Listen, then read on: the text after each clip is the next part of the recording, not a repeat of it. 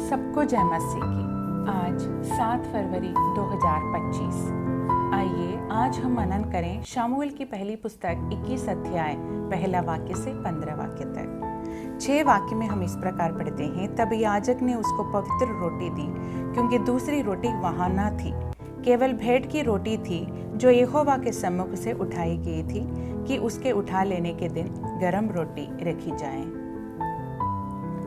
दाऊद की उम्र 20 साल से ज्यादा नहीं थी जब उसे शाऊल के महल और अपने घर को छोड़ना पड़ा, क्योंकि शाऊल उसे नष्ट करने की लगातार योजना बना रहा था। शामूएल की पहली पुस्तक के 21 अध्याय से 26 अध्याय में निर्वासन में दाऊद के जीवन का वर्णन है।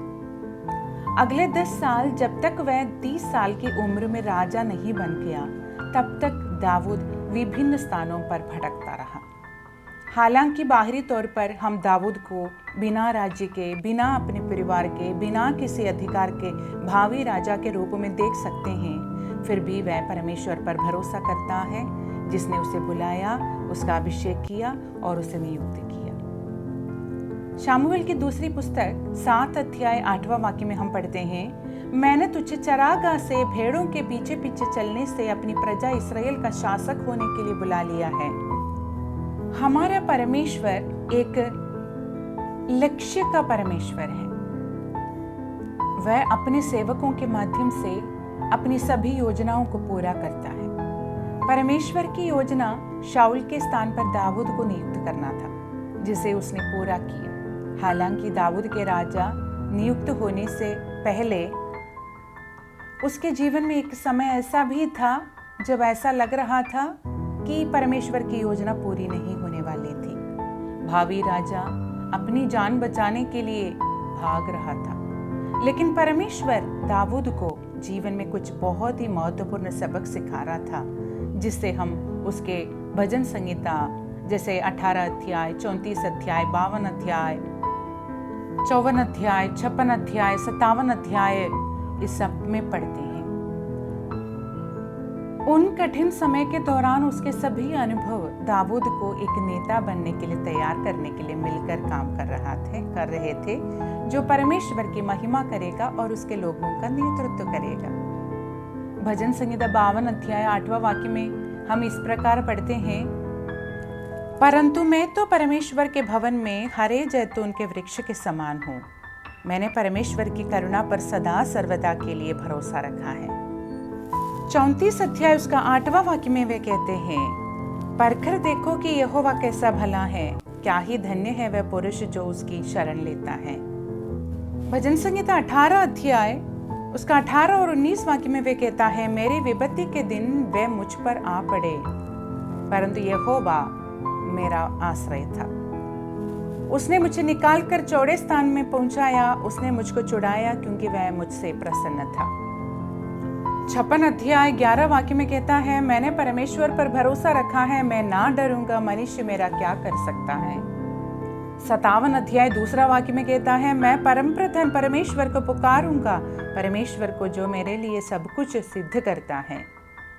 देखिए परमेश्वर पर उसका कैसा भरोसा है और क्या भरोसा था जिसने उसे बुलाया है। मुख्य वाक्य से हम समझते हैं कि शाऊल से भागते हुए दाऊद याजकों के शहर नोब में आया और याजक से खाने के लिए रोटी देने का अनुरोध किया, क्योंकि वह यात्रा से थक गया होगा। कोई साधारण रोटी उपलब्ध नहीं थी, बल्कि केवल पवित्र रोटी थी, जिसे प्रभु की उपस्थिति से लिया गया था और उसकी जगह ताजी रोटी दी गई थी। हालांकि इसे केवल याजकों द्वारा ही खाया जाना था, क्योंकि वह सभी अनुष्ठानिक रूप से शुद्ध है, इसलिए पुरोहित उन्हें खाने के लिए रोटी देता है और न्याय प्रमाण से इस आधार पर इसकी अनुमति दी कि जीवन रोटी से अधिक पवित्र है।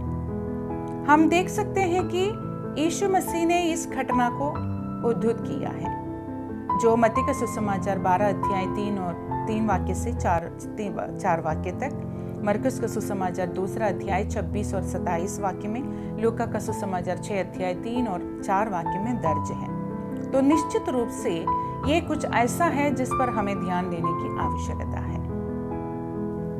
तंबू में उपस्थित की रोटी या पवित्र रोटी यीशु मसीह का एक प्रकार है। अपने संकट और निराशा के समय में दाऊद ने वो रोटी खाई थी। यीशु मसीह ने खुद को जीवन की रोटी के रूप में संदर्भित किया है। यूहन्ना का सुसमाचार 6 अध्याय 48 वाक्य में ये मन्ना के संबंध में था। फिर से उन्होंने यूहन्ना का सुसमाचार 6 अध्याय 51 वाक्य में कहा, मैं वो जीवित रोटी हूं जो स्वर्ग से उतरी है। यदि कोई इस रोटी को खाए तो वह सर्वदा जीवित रहेगा। यहाँ जिस खाने का उल्लेख किया गया है वो यीशु मसीह के साथ हमारे घनिष्ठ संबंध को दर्शाता है।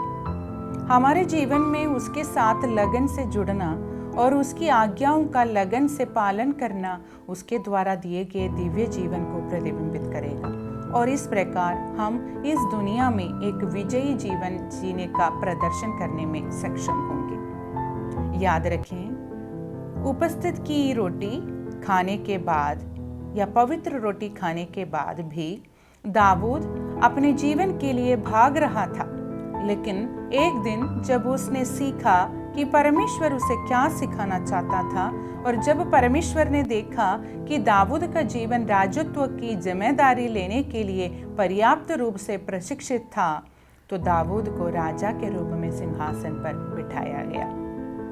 और परमेश्वर ने शमूएल की दूसरी पुस्तक 7 अध्याय 16 वाक्य में दाऊद से वादा किया कि तेरा घराना और तेरा राज्य मेरे सामने सदा बना रहेगा, तेरा सिंहासन सदा के लिए स्थापित रहेगा। हम जानते हैं कि मसीह में परमेश्वर का ये वादा स्थापित हुआ था। हमारे विश्वास की यात्रा में जब हम दाऊद के जीवन में सामना की गई विभिन्न परेशानियों का सामना करते हैं तो हमें भी पवित्र रोटी खाने की जरूरत है, जीवन की रोटी जो स्वर्ग से आई थी। जैसे कि यीशु मसीह ने यूहन्ना का सुसमाचार 6 अध्याय 57 वाक्य में कहा, जो मुझे खाएगा वह मेरे कारण जीवित रहेगा। प्रभु इन वचनों से आपको आशीष दे। सबको जय मसीह की।